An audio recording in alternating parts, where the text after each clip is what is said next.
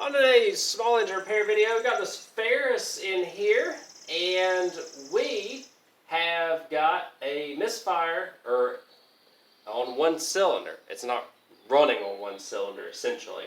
I've already checked spark. We're going to investigate some things I've already found, and I'll show you that here next.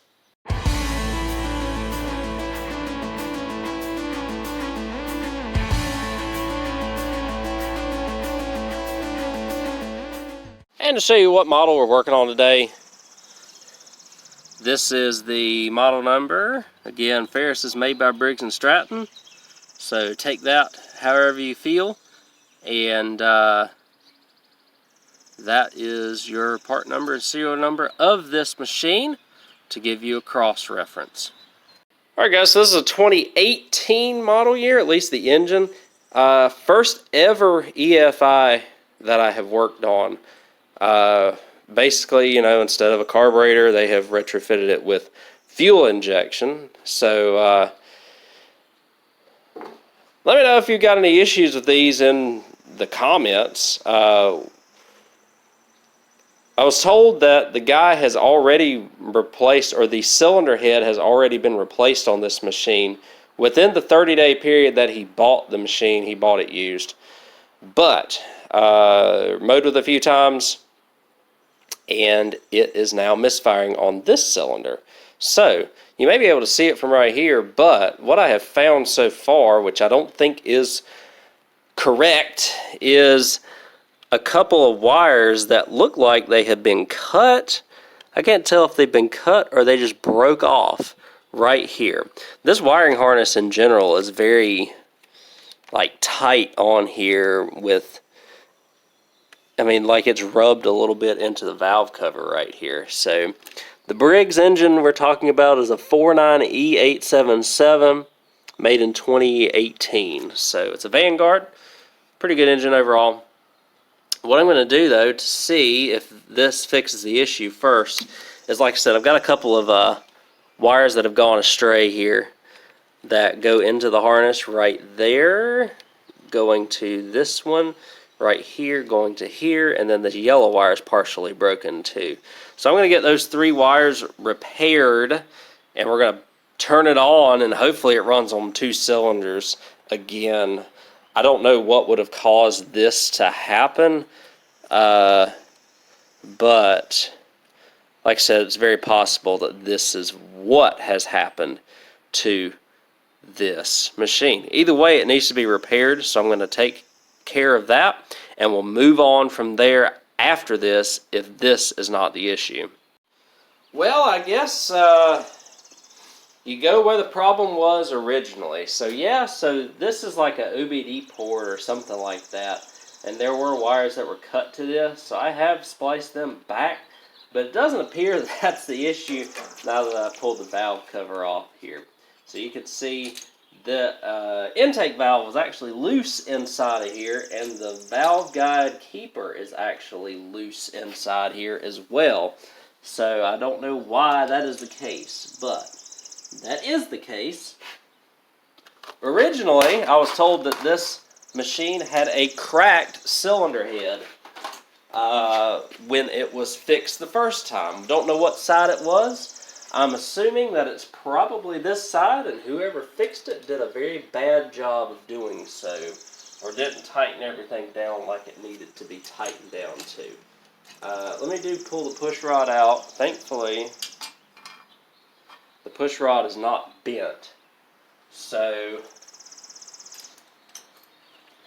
I'm going to put it back in its keeper here, the valve guide on the engine, and put this back on. That should fix it. I saw that wiring, and I'm like, well, it could be a fuel injector issue it needs repairing either way. So I did that, and now, like I said, I'm going to take a picture of this to show the customer, because I'm sure he's very curious as well. And I'm going to take an 8mm and put this back on, and tighten the valve back up, and we should be in business again here very shortly.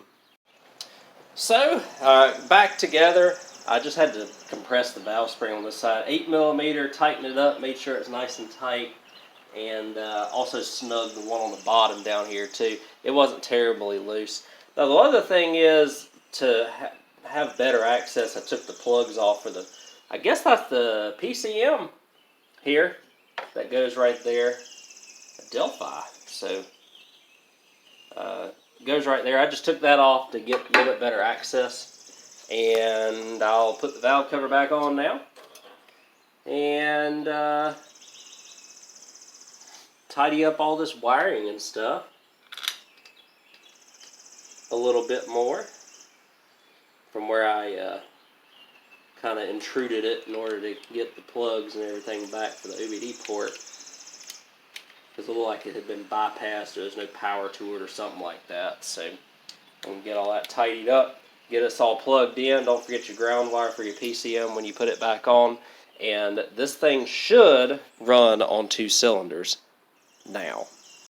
Alright, everything back together. I do need to tidy up the wiring just a tiny bit. But before we do that, I want to make sure that everything runs like it's supposed to now. It should. Maybe a little smoke just from where that cylinder has been kind of weak or not been burning off any fuel, but let's see.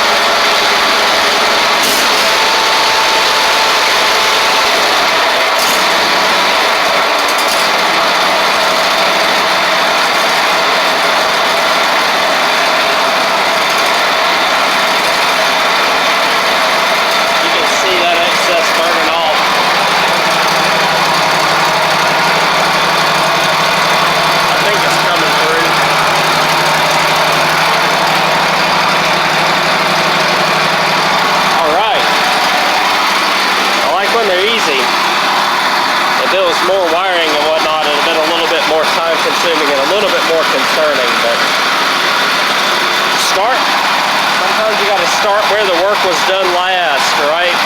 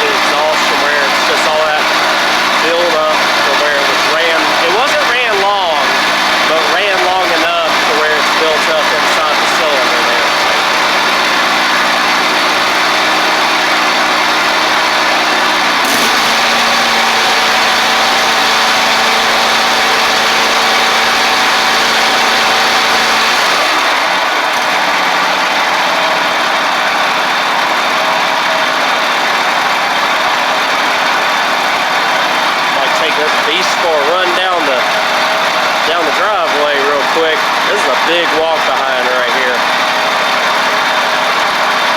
I'll get all that set up. We'll test it out before we wrap this video up. Alright, let's ride it down the road or ride it down the driveway a little bit.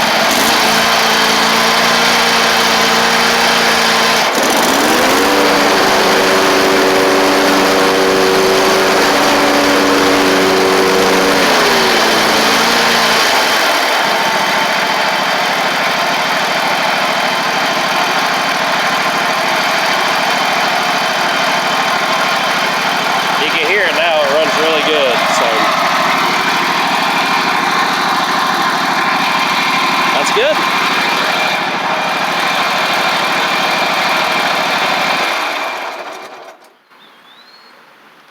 Pretty simple fix there, guys.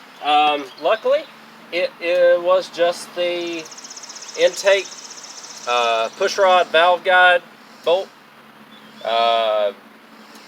Came loose enough to where it threw the push rod off. Luckily, the push rod is not bent. Threw it back on. Made sure everything was gapped correctly in terms of valves, and it was, so I didn't even have to adjust the valves. And he's back in business, so that's very good. EFI stuff. Let me know what y'all think about it. This is the first one I've seen come in. Not a ton of videos out there about it, and so I figured I'd just make one, even though this is non-EFI related. There's still wiring that was cut essentially to the OBD port there, so figured I'd repair that while it's in here as well.